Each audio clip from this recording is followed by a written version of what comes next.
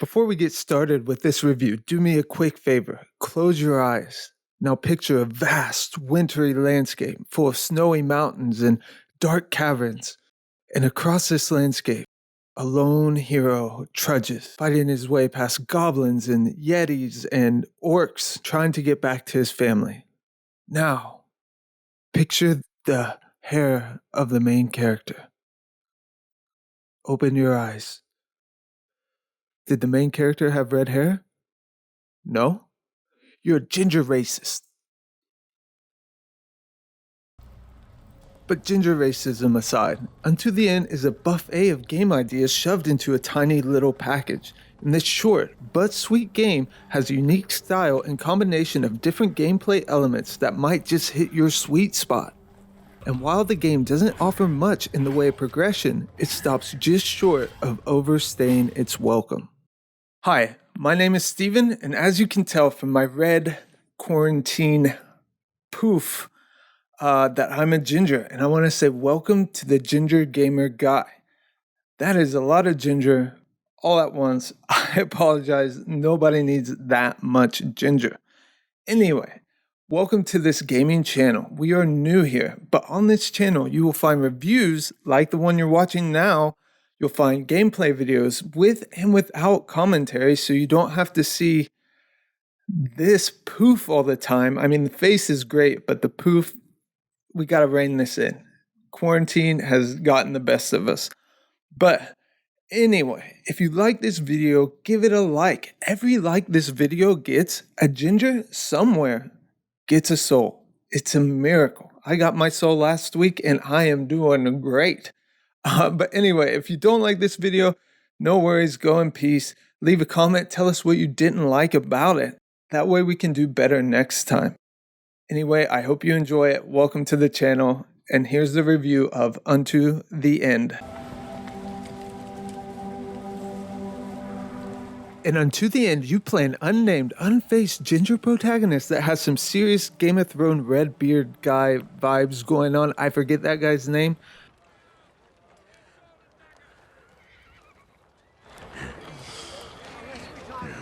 The gameplay of this 2D action-adventure game is hard to nail down because Unto the End takes elements of a bunch of genres and styles and throws them all together. It has some minor platforming that requires precise timing, or you're not going to make it. It has some not too hard puzzles and traps that aren't brain scratchers but can take a few tries to figure out.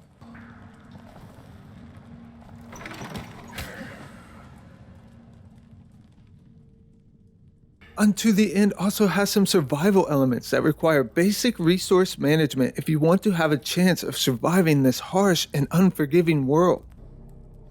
These resources are used to upgrade gear, repair weapons, craft torches, or make daggers.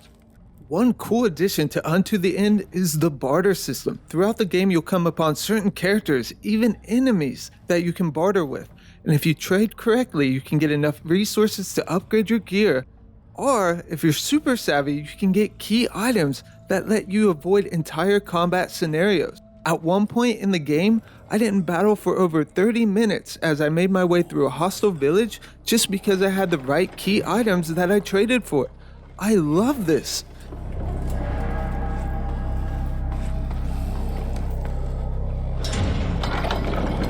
And while some of these items help your graceful ginger guru get through battles, sadly, not all these key items are great. Some items, like the Lightstone, which supposedly scares away trolls, I never figured out how to get it to work properly. Other items, like the meditation bead, I never even found a purpose for at all. And that's because outside of the opening title, the game doesn't tell you anything, which brings to mind the one phrase that perfectly embodies this game: trial by error. This is seen most in the combat. In some ways, this game reminds me of a mini Souls-like game, which seems to revolve around trying a strategy, failing, dying, respawning, slightly adjusting said strategy before dying again. Rarely will you get through an encounter on the first try, the second try, or the 10th try. Combat is built on high and low attacks, split-second countering, shoulder checking, and my personal favorite, the knife throw, which is good for weakening tougher enemies before you cross blades. When you're surrounded, you can dodge by rolling, and if you time it right, you can make your enemies damage each other. If you don't leave enough room for your roll, you'll run into an enemy causing you to fall down and drop your sword, which in turn causes a mini heart attack as you frantically roll around trying to create enough space to pick the sword back up. Overall, the combat is challenging, tense, fun, and unforgiving. After each encounter, you also have to remember to pick up your dagger and torch or you'll be hurting down the road. However, the biggest problem with combat, for me, is the inconsistent damage. Sometimes a guy would hit me once and I would die. On the next man, the same guy would hit me with the same attack 3 or 4 times and I would live. It made no sense to me.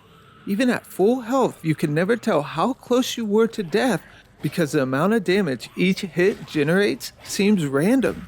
Okay, randomness aside, another part of Unto the End that I love is the bleeding system. And I know what you're thinking, blood's red, you're a ginger, you're red, red-headed people are just attracted to red things. Well, that might be true, but the system also makes the game more interesting. Walk away from any combat encounter suffering a few hits, and let's be honest, in this game, that's almost every combat encounter, and you'll be bleeding. This is when your character will be covered in blood and struggling to breathe, and sometimes they'll fall to their knees in agony.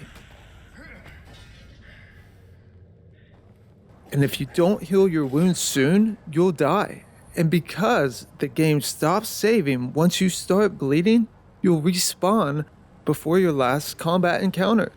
Now you can heal bleeding at fireplaces or through tonics that you can make at fireplaces. Fireplaces also let you upgrade your gear or repair your armor. But this brings me to the next biggest flaw in Unto the End. The fireplaces are inconsistent, leaving long spaces of the game where you are unable to heal, repair, or upgrade your armor because there's no fireplace to do it. The game's checkpoint system seems just as sporadic. At some points, I would battle my way through a group of enemies and I would come out proudly, unscathed and untouched, and I'd pat myself on the back, only to die at the next group of enemies a few minutes later, unpat myself on the back. But the game would load me before the first group of baddies, forcing me to battle them again. And while this didn't ruin the game for me, it was definitely annoying. And finally, let's talk story. And this game does the bare minimum, but it works. There's no talking or narrative. You're a ginger battling your way through this non-ginger world. No, but seriously, you're a hunter that soon after leaving his non-ginger wife and half-ginger kid finds himself in a bit of a pickle. And you spend the rest of the game trying to get back home. And this takes you through caves and mountains, and the whole time you're battling goblins and yetis and beasts that look like they're straight out of Lord of the Rings.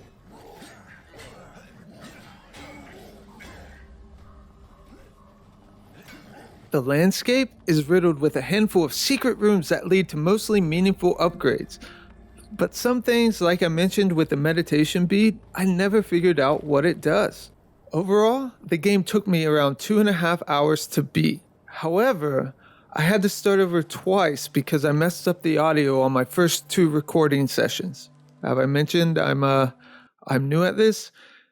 And so by the time I got to my final play session, I was pretty decent at the combat. My guess is, coming into it fresh and new, the game will take you around 4 to 5 hours to beat. And this brings me to my verdict. Should you rent, buy, or get from GameFly, or in this case, Xbox Game Pass? Because at the time of recording, this game is on Xbox Game Pass. Buying the game, brand new, is $24.99. I would not buy this game for $24.99, even though it is a special experience, mainly because it's so short. However, I would definitely play this game on Xbox Game Pass. Unto the End is a great short game for people looking for something quick to jump into to switch up between the standard AAA titles. So if you have Game Pass, play this game. If you want to buy this game, I would definitely wait for it to go on sale. Like I said, it only took me 2.5 hours to beat. That's $12 an hour. Not worth it.